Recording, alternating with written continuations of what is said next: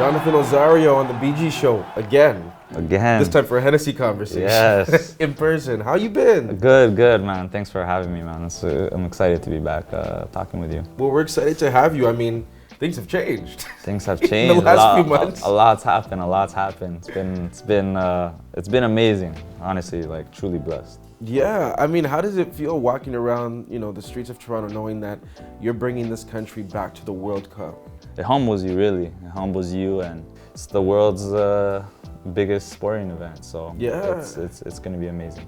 Like when you walk into places like we're here at the Bisha, I'm sure like when you walk through the lobby, people are like, I get some of those. Like, we respect it. We respect it. Yeah. Like I feel that, and it's cool. Like it shows you like what you're doing a good job, and you need to keep at it. Did you guys ever feel like you were the underdog team because Always. you're representing red and white? Yeah, always. Everybody in CONCACAF talks about Mexico and US because they are dominant in their history. They for sure have the history and are dominant, but we felt like we had the team to overcome them. And then so we started to get those results against those teams. Then, by the end, actually, we were first place and everybody was chasing us. Yeah. We were undefeated for a long time, and we kind of started to now get that feeling of what it feels like to be on top. And it's a different kind of pressure. What is that pressure like for you? I personally like it, and I think our team likes it. Like we like that, and we're learning to deal with it still because it's kind of new. And at the same time now, going into the World Cup, that's taken away from us again because we're the new guys at the World Cup, so we're underdogs again. So it's interesting how it works. Like football is just like it's up and down. It's crazy. Yeah. Obviously, everybody was like, Canada's going to be going to the World Cup in 2026. But knowing that you did it, one cup earlier. Yeah. Did that make that moment feel even better? Oh, so special. I remember I've had some interviews. This was probably 2018. That's when the 2026 got announced that it was going to be in Toronto, and Canada, Mexico, and US.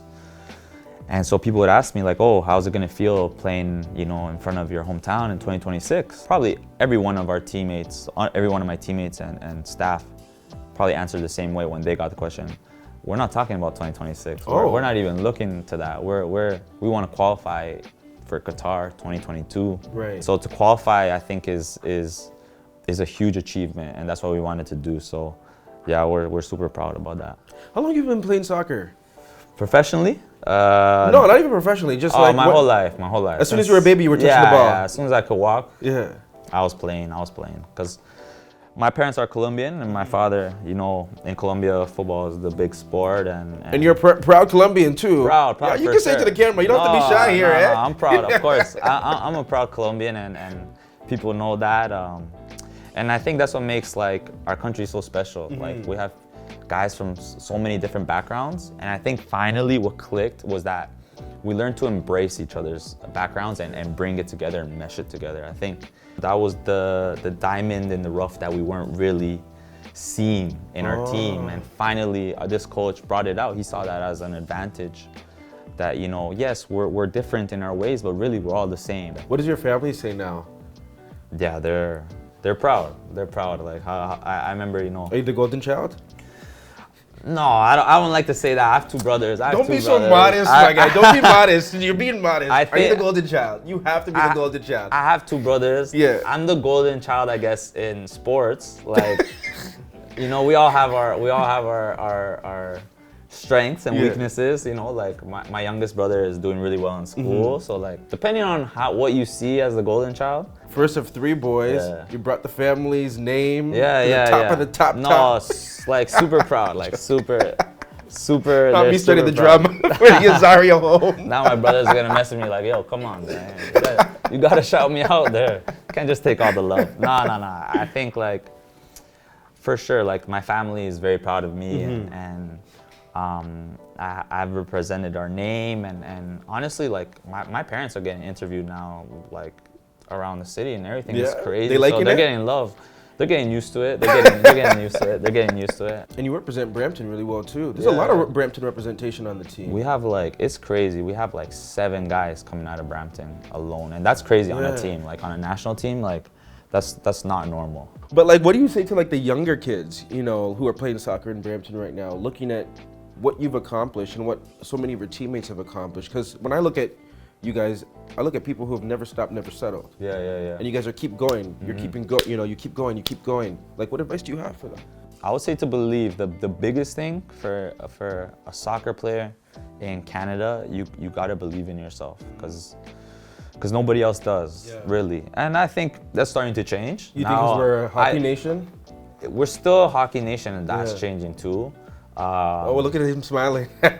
Honestly, because I know the hockey people is gonna be like, oh, chill, but I honestly think it's changing. Like, it's gonna change really soon. Like, I think there's a statistic out there that says kids are playing soccer more than they are hockey now. Well, it's so much more accessible. It's so much more affordable. Exactly. And a lot of people just find it a lot more fun. Yes, exactly. Well, depending how well you guys do at the World Cup, I mean, you could have this nation drinking in the streets. Yeah, I hope so. Climbing to see a tower. I hope so.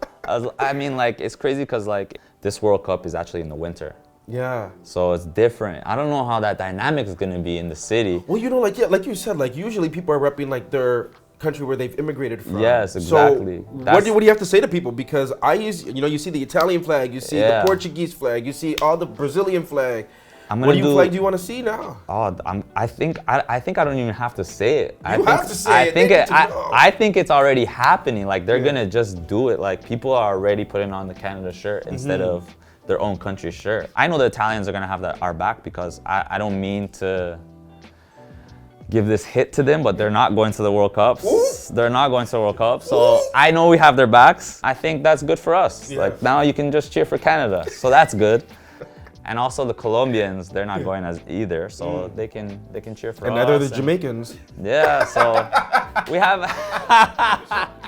I'll drink to that. So we have a lot of people now that can have our back. It's all good. So, once you get there, I mean, it's clearly gonna be crazy. But like, what is your prediction? Like, what do you expect from your team? Where do you think you'll finish? Yeah, so we got drawn in a pretty hard group. We have Belgium, Croatia, and Morocco. 3 tough teams, very, very tough teams. Very tough. Very tough. Our first game is against Belgium. It's the toughest one, and I think if we can surprise them and get a result in that first game, I think we put ourselves in a pretty good position. I honestly think we're getting out of the group. After that, the sky's the limit for us. You never know. In a knockout game, anything can happen. But I truly believe we're gonna get out of the group. Okay, I want a bit of tea from you right now. I know we're drinking Hennessy, but I want a bit of tea. Out of all the teams you face, which ones are the most obnoxious? Obnoxious? Yeah. Like, when you see it, when you're on the field with them, you're like, yo, I don't like these guys. Damn. I don't like these guys. So I think out of all the teams we've played, like, we just always had it, like, we really wanted to beat Mexico. Yeah. I wouldn't say they're obnoxious, or maybe so, but with good reason. Like, they're always the best. They're always the top team. So, but yeah, every time against Mexico, I think we always want to beat them. Because they're obnoxious. I don't want to say it, but yeah. I'll say it. Yeah. They're obnoxious. Who's the heart of the team? The heart of the team? Damn.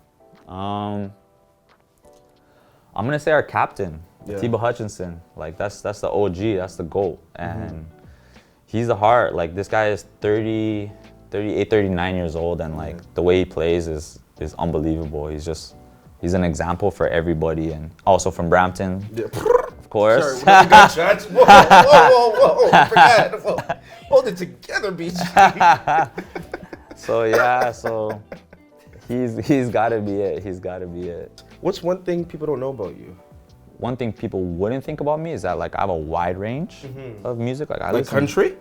Not that wide. Okay. Not that wide. Not that